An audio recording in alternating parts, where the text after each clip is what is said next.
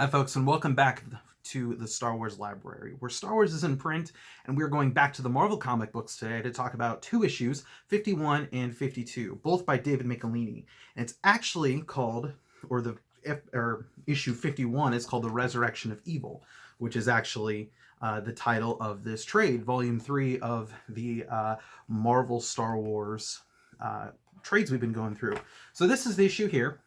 Resurrection of Evil. And the second one is called To Take the Tarkin. And that one is right here. To Take the Tarkin. So, this all came out in 1981 still. We're still in that year in our chronology. And so the story about this is that Luke and Leia are looking for a new base. Leia meets these Gundarks, which look nothing like Gundarks, and Luke is then off fighting the Empire, and Lando and Chewie are looking for Boba Fett still. That's kind of the start of this. This is all you need to know. So a rebel spy is heading back to the rebellion, and he's dying. He is, and he kind of bites it right before he lands. But he's bringing news that the Empire is building a battleship with a Death Star laser in it called the Tarkin. And it's a kind of a common theme in the old days of the expanded universe that there were a lot of super weapons. You'll see that a lot when we get to the Bantam era in Star Wars publishing. There's a lot of super weapons. It really wasn't until I think Del Rey came along and kind of really shook that up. I don't think there were too many in Dark Horse either that I can recall. It was really a lot in the early days, specifically the Bantam days. But anyway, so Tarkin's super weapon with Death Star laser. So basically George Lucas and Lucasfilm told Marvel that they couldn't build another Death Star. That's what they originally wanted to do. Marvel wanted to do another Death Star. George and his company, Lucasfilm, said, no, you can't do that, because they were going to go do it in Return of the Jedi. So Marvel basically retooled it. They kind of called Return of the Jedi. There's a lot of things in Marvel where you look at it and you're like, they kind of called that. Because remember, one of their stories was called The Empire Strikes, but they didn't call it back. And this is another one. They kind of, not intentionally, but they predicted that there was going to be a second Death Star in Return of the Jedi. Basically Marvel, like I said, they retooled it. And so they said, okay, well, we'll put a Death Star super weapon in a different thing. And that's what we did. And again, there is also a new writer here. Archie is gone at this point. So David Michelinie comes in. He's not a bad writer. I don't dislike his stuff, but to me, I really think of a lot of the early stuff. Again, Archie Goodwin's kind of who I really like to think of, but ultimately Archie Goodwin becomes more famous for the newspaper strips, as we've been kind of seeing, and this brings on a lot of new writers. David Michelinie will be on for a while.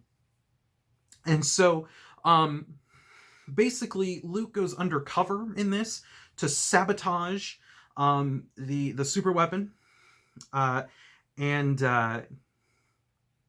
in this whole, as we talked about in the last episode, there's another plot to kill Darth Vader, just like we talked about in Darth Vader Strikes. In these two issues, there's another plot to kill Darth Vader, and by Imperials. And so it's kind of that common theme of, why does everyone keep wanting to betray Darth Vader? So that's going on here. Now, what's kind of interesting about this is that this actually ties in to a more recent expanded universe story. It came out, I think maybe 2011 or so, or 2010. I believe it was 2011.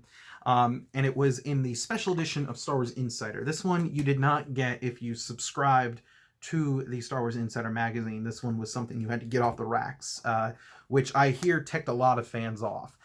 Anyways, there is a short story in here called Vader Adrift. And this is the whole reason why I bought this magazine, was just for that stupid short story. I don't think I've read anything else in here. I only got it for this short story. But Vader Adrift right here. And basically it is a sequel. And in fact, I believe it even says Yes, continuity note. This story draws from events and situations in Marvel Comics Star Wars 51, Resurrection of Evil, and 52 to Take the Tarkin, which were scripted by David Michelini, or Michelini. And so, again, just really interesting that Ryder Winham, who we talked about last episode, came in and said, I want to tie this stuff in. I love how Ryder Winham does that. He takes a lot of these kind of obscure pieces, or the ones that people don't really talk about too much, like the classic Star Wars or the Marvel stuff, and puts them in more of a modern expanded universe. I think that is just so cool. So, anyways, if you want more, you can find it in this Insider right here, Star Wars Insider Special Edition. Featuring the very best Star Wars Insider interviews and more, plus all new fiction starring Darth Vader. Just giant size specials, what you're going to want to search for. Anyways, so are the stories in here, are they essential for you? Are these, ones that you need to read?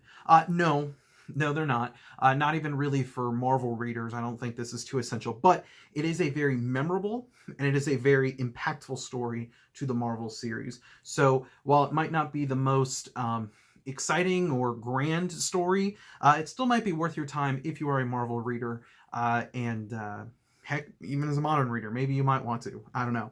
But anyways, folks, thank you so much for tuning in, and I will see you next time on another episode of the Star Wars Library. See ya.